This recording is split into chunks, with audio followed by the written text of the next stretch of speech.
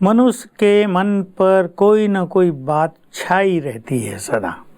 मन की स्थिति हो गई है निर्बल, तो किसी साथी ने कुछ कह दिया, मान लो हमसे ही गलती हो गई और किसी अधिकारी ने हमें कुछ कह दिया, हम रोज गलती करते हैं तो वो भी तो डांटेंगे ना। जी। तो वो छा गया मन पर, खुशी चली गई, अनेक संकल्प चालू हो गए, क्या ये जीवन है, नौकरी करते रहेंगे, डांट ही खाते रहेंगे, बस हमारा तो जीवन इसी में बीत जाएगा। घर में जाओ तो पत्नी की डांट, यहाँ आओ तो इनकी डांट, बस अपना तो घुटन में जीवन व्यतीत करते। अच्छा, ये विचार लेते लेते अब उनकी मुस्कान तो खत्म हो गई।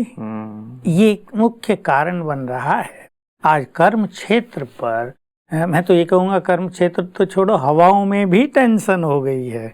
चारों ओर का जो एनवायरनमेंट है वो भी मनुष्य को टेंस कर रहा है।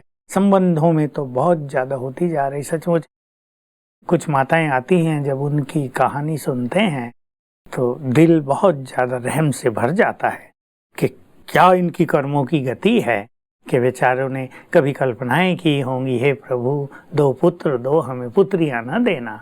पुत्र दे दिए, अब दोनों पुत्र डिप्रेशन में हैं। कैसी बुरी स्थिति है, उन्हें देख देख के माँ को रोने के अलावा कुछ नहीं शेष बचता है। तो ये टेंशन तो बहुत ज्यादा है ना संबंधों की। कहाँ सुखों के लिए 2 यंग लड़के, एक 25 साल का, एक 28 साल का, दोनों डिप्रेशन, दोनों को संभालना पड़ रहा है। तो बहुत ये एक दयनीय समय आ गया है इस सृष्टि पर, जबकि मनुष्य को मैं तो ये कहूँगा मुस्कुरा कर 1-2 को हल्का करना चाहिए। अब इसकी बहुत जरूरत है। एक दूसरे को मदद करने की परम आवश्यकता है आजकल। नहीं तो क्या होता है, हर व्यक्ति थोड़ा किनारा करने लगता है। अब माता भी मेरे से बार बार पूछे, क्या करूं भाई जी, मेरा तो ज्ञान योग भी पूरा हो गया। एक की मनोस्थिति ऐसी, कहा मेरा योग इतना सुंदर चल रहा था कि लगता था मैं तो जल्दी संपूर्ण बन जाऊंगी। अचानक वही जो हम चर्चा कर रहे थे अफेयर वाली लड़की की ऐसी समस्या हुई कि सब कुछ मलिया मेट हो गया। कहा मुझे तो रात को नींद नहीं आ रही हो, डर लगता है, अचानक क्या होगा, कैसे हो जाए। वो किसी की सुन नहीं रही है, एमटेक किया है। तो मुस्काना तो भुला दिया ना इन चीजों ने। तो मैं ये कहना चाहता हूँ अपने सभी दर्शकों को कि एक दूसरे को मदद करें, एक दूसरे के दिल की बात सुने, उनको कुछ अच्छी बात सजेस्ट करें, क्योंकि ऐसी भी मनोस्थिति संसार में सबकी बनती जा रही है। कौन किसकी सुने, सभी तो सुनाने वाले होते जा रहे हैं। इसलिए एक दूसरे को मुस्कान देना, उन्हें सहयोग देना, थोड़ा अपनापन देना, ये उन्हें जीवन जीने का मार्ग सरल करेगी। इसकी बहुत जरूरत है। मुझे अचानक एक मेल की याद आ गई, अभी तो मेरे पास नहीं है, लेकिन फिर भी मैंने चूंकि वो पढ़ा था, रिप्लाई दिया था, तो मुझे याद वो बात आ गई। उसमें उसने बहन ने हमें मेल किया था, उस लड़की ने, वो ब्राह्मण फैमिली से है, लेकिन अब उसका प्यार किसी ऐसे लोअर कास्ट के लड़के से हो गई है। अब आजकल के बच्चे इन चीज़ों को तो मानते नहीं है, धर्म जाति आदि, लेकिन लड़की के पेरेंट्स इस चीज़ को स्वीकार नहीं कर रहे हैं।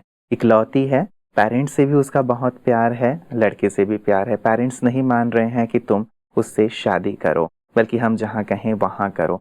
तो अब ये इस दुविधा की स्थिति में है कि पेरेंट्स को भी नहीं छोड़ सकती, उनसे भी मेरा प्यार है, लेकिन इस लड़के को भी मैं नहीं छोड़ सकती, इससे मेरा प्यार है। यहाँ मम्मी पापा की भी मुस्कान शायद चली गई है, लड़की की भी मुस्कान चली गई है, तो प्रैक्टिकल प्रॉब्लम है। यहाँ आप क्या सजेस्ट करेंगे, क्या करना चाहिए? देखिए, मैं तो अपनी इन बहनों को, ये जो बच्चियां हैं, इनको बहुत एक हम्बिल रिक्वेस्ट करना चाहता हूँ। कल भी हम बैठे थे ग्रुप में, एक बहुत अच्छे, मैं कहूँगा उन्हें स्कॉलर थे, वो डॉक्टर, ऐसे इन्हीं बातों पे जो चर्चा हुई, तो कहा भाई ये सारे युवकों को आप लोग समझा दो कि 90% लव मैरिज फेल हो रही हैं, 1-2 साल से ज्यादा नहीं चलती, केवल 10% कहीं ना कहीं वो अपने को एडजस्ट करते हैं, नहीं तो इनका जीवन बहुत दयनीय हो जाता है, मानसिक रूप से ये लोग टूट जाते हैं।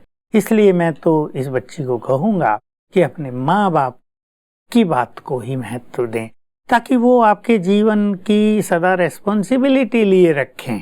क्योंकि अगर वो अपनी मर्जी से कहीं भी जाती है तो फिर माँ बाप भी कहेंगे भाई तुम रहो, और कल उसके जीवन में कुछ भी होता है, जो होगा ही ऐसा, अनेक केसेस से दिखाई दे रहा है, जी। क्योंकि प्यार तो अंधा है ना, किससे भी हो गया। चलो हम जाति पाति की बात छोड़ दें थोड़ी देर के लिए, लेकिन संस्कार मिलन, ईगो प्रॉब्लम, हर्ट होता है फिर मनुष्य का। लेकिन अभी तो ये सब चीजें नहीं हाँ, है, अभी तो प्यार ही प्यार बस है। तो इसको युवक नहीं समझते और आगे चल के उन्हें बहुत परेशानियां होती हैं। फिर उन्हें ये लगता अलग हो जाओ, नहीं तो हम जी नहीं सकेंगे, मर जाएंगे।